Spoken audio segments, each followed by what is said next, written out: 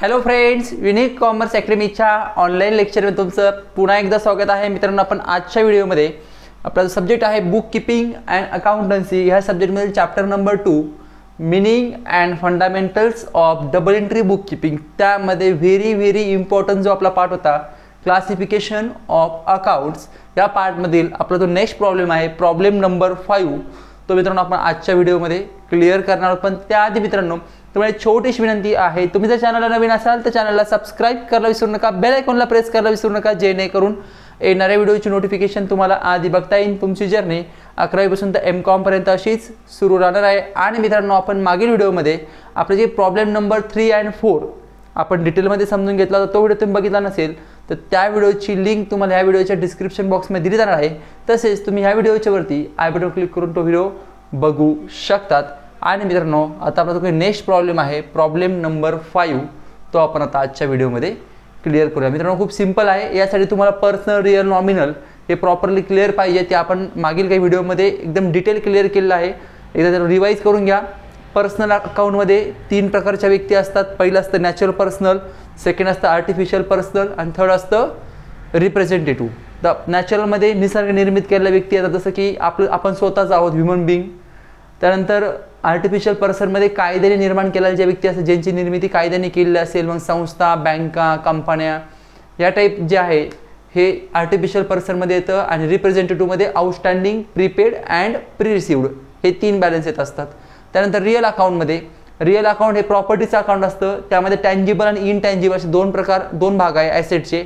Asset म्हणजे मालमत्ता, tangible म्हणजे जे आपल्या डोळ्याने दिसतात त्याच्यामध्ये cash, machinery, furniture, building, equipment, computer, laptop, अशा अनेक जे ॲसेट जे आपल्या डोळ्याने दिसतात त्याला आपण म्हणतो टँजिबल ॲसेट. इनटँजिबल जे आपल्या डोळ्याने दिसत नाही, त्यामध्ये गुडविल, पेटेंट, ट्रेडमार्क, कॉपीराईट या टाईपचे जे ॲसेट जे आपल्या डोळ्याने दिसू शकत नाही ते असतं इनटँजिबल. त्यानंतर थर्ड होतं नॉमिनल अकाउंट. नॉमिनल अकाउंटमध्ये तुम्ही बघितलं असेल की त्याच्यामध्ये आपण ऑल एक्सपेन्सेस अँड लॉसेस आणि ऑल इन्कम्स अँड गेन्स, म्हणजे जे काही बिझनेसचे खर्च असतात किंवा जे काही बिझनेसला मिळणारे इन्कम्स असतात ते आपण कुठे घेत असतो, नॉमिनल अकाउंटमध्ये घेत असतो. म्हणजे हा बेस मित्रांनो तुम्हाला क्लिअर असेल तर हे प्रॉब्लेम तुम्हाला एकदम सिम्पली क्लिअर होणार आहे. तर आपण समजून घेऊया. बघा, पहिला बॅलन्स आहे सिद्धिविनायक ट्रस्ट अकाउंट. आता सिद्धिविनायक ट्रस्ट म्हणजे एक प्रकारची एक संस्था समजावं लागेल आपल्याला. मग संस्था म्हणल्यावर मित्रांनो कोणता अकाउंट येणार, तुम्हाला माहिती आहे संस्था म्हणल्यावर आर्टिफिशियल पर्सन म्हणजे पर्सनल अकाउंट. त्यानंतर सेकंड नंबर सन्ड्री इन्कम. मित्रांनो, सन्ड्री मीन्स किरकोळ, लिहून ठेवा तुमच्याकडे मिनिंग तुमच्या नोटबुकमध्ये. सन्ड्री मीन्स किरकोळ. इन्कम मीन्स आपल्याला मिळालेलं, आपण जे म्हणतो की मिळकत. मग तुम्हाला जे किरकोळ काही पैसे मिळालेले असतील तर इन्कम आहे. इन्कम म्हणल्यावर विचार करायचा नाही, इन्कम म्हणल्यावर कुठे घ्यायचं आहे, नॉमिनल अकाउंटला. कारण की सन्ड्री इन्कम आहे, किरकोळ खर्च असल्यावर, किरकोळ पैसे आपल्याला मिळाले असल्यावर कुठे घेतो आपण, नॉमिनल अकाउंट. आता तुम्हाला इथे आउटस्टँडिंग इन्कम आहे, मग आउटस्टँडिंग इन्कम घेतल्यावर नॉमिनलला घ्यायचं का, नाही. तुम्हाला माहिती आहे पर्सनलमध्ये आपल्याकडे आउटस्टँडिंगचं सेपरेट हेड आहे, रिप्रेझेंटेटिव्ह. आउटस्टँडिंग असल्याचा विचार करायचा नाही, कुठे घेऊन टाकायचं, डायरेक्ट पर्सनल अकाउंटला घ्यायचं आहे. ज्या वेळेस विदाऊट आउटस्टँडिंग इन्कम दिलेलं असेल, जसं सन्ड्री इन्कम होतं ते आपण कुठे घेतलं, नॉमिनलला. पण आउटस्टँडिंग जर दिलेलं असेल तर आउटस्टँडिंग कुठे घ्यायचं आपल्याला, पर्सनल अकाउंट. त्यानंतर 4th नंबर आहे बिल्स पेबल. मित्रांनो, हा जो काही प्रॉब्लेम आहे याच्यात काही जे बॅलन्स आहे ते चॅलेंजेबल बॅलन्स आहे, ते क्लिअर करून घ्या. तर bills payable account, payable, bills payable म्हणजे बिलाचे पैसे द्यायचे बाकी आहे. आता बिलाचे पैसे द्यायचे बाकी म्हणल्यावर आउटस्टँडिंगच आहे. पेबलचं मिनिंग आउटस्टँडिंगच आहे. मग आउटस्टँडिंग म्हणल्यावर कुठे घेतो आपण, पर्सनल अकाउंट. पेबलचं मिनिंग लिहून ठेवा, पेबल मीन्स आउटस्टँडिंग. त्याच्यानंतर बिल्स रिसिवेबल अकाउंट. आता पेबल म्हणजे द्यायचे बाकी, तसं रिसिवेबल म्हणजे मिळायचे बाकी, बिलाचे पैसे मिळायचे बाकी. आता मला सांगा, बिलाचे पैसे मिळायचे बाकी आहे, बाकी म्हणल्यावर काय, आउटस्टँडिंग. रिसिवेबल, पेबल हे दोन्ही जर याचं मिनिंग काय होतं, आउटस्टँडिंग. फक्त रिसिवेबल हा इन्कम असतो आणि पेबल हा आपला काय असतो, एक्सपेंडिचर असतो. मग मला सांगा, बिल्स रिसिवेबल म्हणल्यावर कुठे घेणार, पर्सनल अकाउंट. तशी ॲक्च्युली बिल्स रिसिवेबल आपण ॲसेटला घेत असतो, कारण आपल्या बिलाचे पैसे फ्युचरला मिळणार असतात. आणि बिल्स पेबल आपली लायबिलिटी असतात, आपले पैसे द्यायचे असतात, देणं बाकी असतं. द्यायचे बाकी असलं ॲसेट आणि लायबिलिटीला आपण घेतो. त्यानंतर 6 नंबर आहे महिंद्राचं account. Mahindra is a person मला कुठे घेणार, पर्सनल अकाउंट. 7 नंबर आहे लूज टूल्स अकाउंट. तर लूज टूल्स नेमकं काय ते सांगतो. आता तुम्हाला एक गोष्ट माहिती आहे, की लूज टूल मीन्स हा एक प्रकारचा स्टॉक असतो, म्हणजे माल साठा असतो आपल्याकडचा की जो लूज सुट्टा झालेला असतो. म्हणजे आपण सुट्ट्या वस्तू ज्या म्हणतो बघा, आता आपण ज्यावेळेस ऑर्डर देतो, ऑर्डर दिल्यानंतर आपल्याकडे माल येतो, माल आल्यानंतर मित्रांनो तुम्हाला एक गोष्ट माहिती आहे, त्याच्यामध्ये सुट्टा माल असतो काहीतरी लूज सुट्टा, तर सुट्ट्या मालाला आपण लूज टूल्स म्हणतो. मित्रांनो लूज टूल्स ही आपली ॲसेट असते, मालमत्ता असते. तर लूज टूल्स घेताना रिअल अकाउंटला घ्यायचे. लूज टूल्स आपली काय असते, आपली ॲसेट असते म्हणजे स्टॉक. लूज टूल्स हा प्रकार स्टॉक असतो, स्टॉक आपली ॲसेट असते म्हणजे आपल्या शॉपमधला माल ही आपली कधी मालमत्ता असते, लक्षात ठेवायचं. मग आपल्या शॉपमधील जो काही लूज माल आहे, लूज माल म्हणजे सुट्टा माल आहे, त्याला आपण म्हणतो लूज टूल्स. घेताना कुठे घेणार लूज टूल्स, रिअल अकाउंट. त्याच्यानंतर 8 नंबर आहे गुडविल. गुडविल कुठे घेतो तुम्हाला माहिती आहे, goodwill is an intangible asset, real account. त्यानंतर 9 नंबर लाईव्ह स्टॉक. आता लाईव्ह स्टॉक आहे, विचार करायचा नाही, स्टॉक आहे.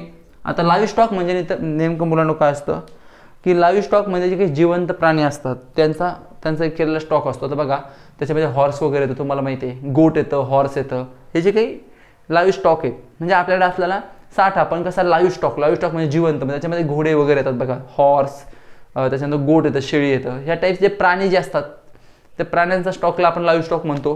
म्हणजे लाईव्ह स्टॉक म्हणलं कुठे करणार आपण, ते आपली ॲसेटची मालमत्ताची ती रिअल अकाउंट. आणि इकडे goods and service tax account. मित्रांनो आपण लास्ट प्रॉब्लेमला इन्कम टॅक्स अकाउंट घेतलं होतं. इन्कम टॅक्स पे करताना व्यक्ती पर्टिक्युलर पर्सन पे करतो, इंडिव्हिज्युअल पर्सन, म्हणून आपण ते पर्सनलला घेतो. पण goods and service tax is and expenditure of business, हा बिझनेसचा खर्च असतो. कारण की बिझनेसला, त्या पर्टिक्युलर फर्मला, त्या पर्टिक्युलर शॉपला गुड्स अँड सर्व्हिस टॅक्स हा पे करावा लागतो, खर्च करावा लागतो, ज्यावर खर्च करावा लागतो. मग पे कोण करतं, बिझनेस. म्हणून घेताना कुठे घ्यायचं आहे, नॉमिनल अकाउंट. आता मित्रांनो आपण जे काही आता सॉर्टिंग केले हे आपण एका पर्टिक्युलर फॉर्मॅटमध्ये लिहूयात. तुमच्या नोटबुकमध्ये लिहा सोल्युशन नंबर 5. सोल्युशनमध्ये 3 कॉलम तुमचे यायला पाहिजे. पहिला कॉलम येतो पर्सनल अकाउंट,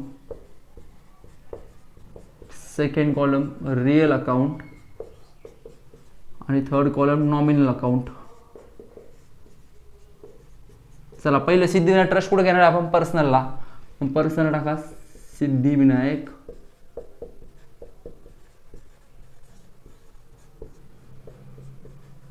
ट्रस्ट अकाउंट.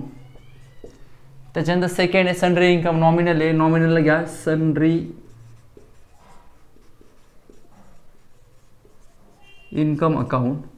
त्यानंतर थर्ड नंबर आहे outstanding income. Outstanding income personal आहे, पर्सनललाच घ्या आउटस्टँडिंग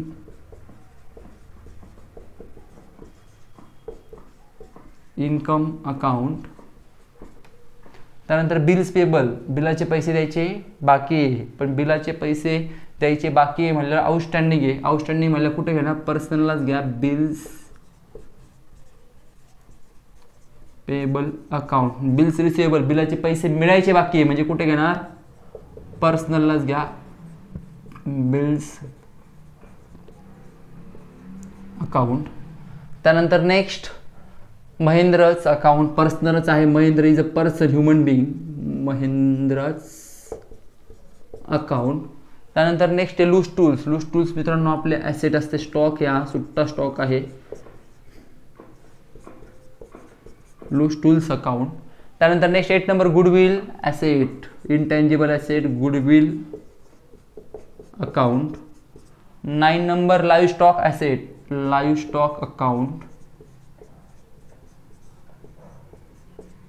आणि 10 number goods and service tax, this is an expenses of business, nominal account goods and service tax account. तर अशा पद्धतीने मित्रांनो आपला प्रॉब्लेम नंबर जो 5 होता तो 5 आपण पूर्णपणे त्याचं क्लासिफाय केलं. मित्रांनो तुम्ही तुमच्या नोटबुकमध्ये लिहून घ्या. आपण कंटिन्यू प्रॉब्लेम नंबर 6 क्लिअर करूयात. मित्रांनो आता आपण नेक्स्ट प्रॉब्लेम घेऊया, प्रॉब्लेम नंबर 6. आत्ताच आपण 5 नंबरचा प्रॉब्लेम क्लिअर केला, आता कंटिन्यू आपण 6 नंबरचा प्रॉब्लेम आणि शेवटचा प्रॉब्लेम घेतोय. यानंतर आपण नेक्स्ट टॉपिक घेऊयात. बघा classify the following accounts under personal, real and nominal account. तुम्हाला एक बेस क्लिअर झाला आहे की तुम्हाला जे काही अकाउंट्स आहेत ते कशामध्ये क्लासिफाय करायचे, personal, real and nominal account. चला पहिलं या अकाउंटकडे या. पहिलं आहे सोनाली अकाउंट. आता सोनाली अकाउंट म्हटलं कुठे घेणार, Sonali is a person means personal account. त्याच्यानंतर गुड डिस्ट्रॉयड बाय फायर. आता गुड्स आहे ते डिस्ट्रॉय जळाले आहे फायर, आगीमध्ये जळाले आहे गुड्स. आता मला सांग गुड्स आगीमध्ये जळाले म्हणजे बिझनेसचा काय झाला मुलांनो? लॉस. मग बिझनेसचा लॉस आहे म्हणलं आठवा कोणता अकाउंट घेणार? पर्सनल तर येणार नाही, रिअल येणार नाही, मग कोण उरलं आपल्याकडे? नॉमिनल. मग कुठे घ्यायचंय? Nominal account. त्याच्यानंतर third number patents. Patents is an intangible assets. Assets म्हणल्यावर विचार करायचा नाही, डायरेक्ट रिअलला घेऊन टाकायचं, real account. Next transport charges. ट्रान्सपोर्टचे चार्जेस पेड केले, खर्च आहे बिझनेसचा, खर्च म्हणल्यावर नॉमिनल अकाउंट. त्यानंतर 5 number goods and service tax. Last प्रॉब्लेमच आपण घेतलंय, टॅक्स आहे पण गुड्स अँड सर्व्हिस आहे, तो कोण पे करतं? बिझनेस पे करते, म्हणजे एक्सपेंडिचर बिझनेसचा. एक्सपेंडिचर म्हणलं कुठे घेणार? Nominal. 6 number sales. Sales is an income. हा इन्कम आहे, इन्कम म्हणलं कुठं घ्यायचंय? पर्सनल तर व्यक्ती आहे, ही व्यक्ती नाही सेल्स. रिअल अकाउंटला ॲसेट पण नाही, मग उरलं कोण? नॉमिनल. घेताना कुठे घेणार? Nominal account. त्यानंतर कॅश. कॅश तुम्हाला डोळे दाखवून पाठ झालेलं आहे, कॅश कुठे घेतो आपण? Real account. Why? Cash is an tangible assets. 8 number आहे bank of Maharashtra. Bank of Maharashtra is an artificial person. Artificial person म्हणलं कुठे घेणार? Personal account. 9 number bills payable. Payable. Payable means outstanding, बिलाचे पैसे द्यायचे बाकी आहे, आउटस्टँडिंग म्हणल्यावर पर्सनल अकाउंट. आणि लास्ट आहे लॉस बाय फर्निचर. फर्निचरमध्ये लॉस झालाय, लॉस झाल्यावर कुठं घेतो मित्रांनो आपण? पर्सनलमध्ये येणार नाही. फक्त फर्निचर असतं तर आपण कुठे घेतलं असतं? रिअलला. पण लॉस बाय फर्निचर म्हणजे फर्निचरमध्ये लॉस झालाय, मग लॉस झाला म्हटलं कोणता अकाउंट येणार? Nominal account. लॉस झाला म्हटलं कोणता अकाउंट घ्यायचे? Nominal account.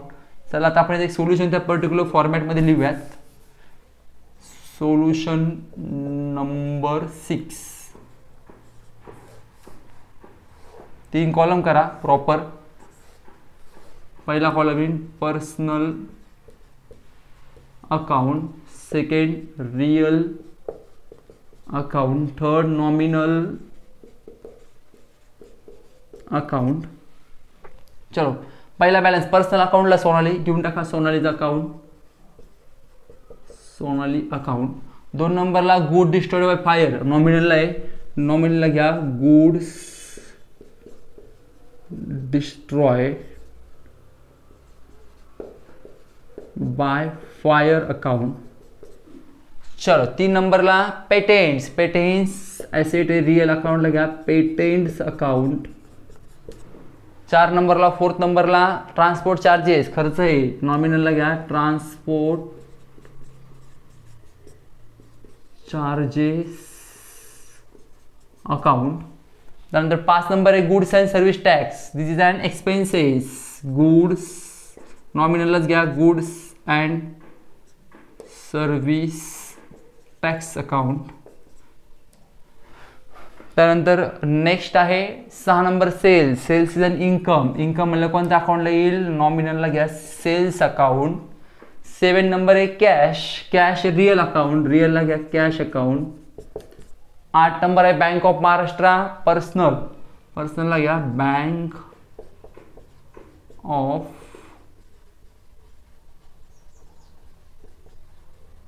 Maharashtra account. 9 number bills payable. Personal, पर्सनललाच घ्या बिल्स पेबल अकाउंट. आणि 10 नंबर आहे loss by furniture. Loss by furniture कुठे घेतो मुलांना आपण? नॉमिनलला. लॉस, लॉस आहे म्हणल्यावर नॉमिनलला घ्यायचं असतं, लॉस बाय फर्निचर अकाउंट. अशा पद्धतीने मित्रांनो आपला जो काही प्रॉब्लेम नंबर 6 होता तो 6 प्रॉब्लेम पण आपला क्लिअर झाला. आपण 6 प्रॉब्लेम क्लिअर केले, यामध्ये तुमचं मॅक्झिमम क्लासिफिकेशन 100% क्लिअर झालं असं म्हणायला हरकत नाही. आता मित्रांनो आपण नेक्स्ट लेक्चरपासून या पुढचा जो आपला पॉईंट आहे की 2 ॲस्पेक्ट, त्याचबरोबर ते ट्रॅडिशनल अप्रोच म्हणून आपला एक घटक आहे महत्त्वाचा, त्याला आपण सुरुवात करणार. मित्रांनो तुम्हाला व्हिडिओ आवडला चॅनलला लाईक शेअर आणि सबस्क्राईब करायला विसरू नका. आणि मुलांनो व्हिडिओबद्दल काही शंका असेल तर कमेंट बॉक्समध्ये कमेंट करायला विसरू नका. तुमच्या शंकेचं 1001% 1001% निरसन केले जाईल. थँक्यू.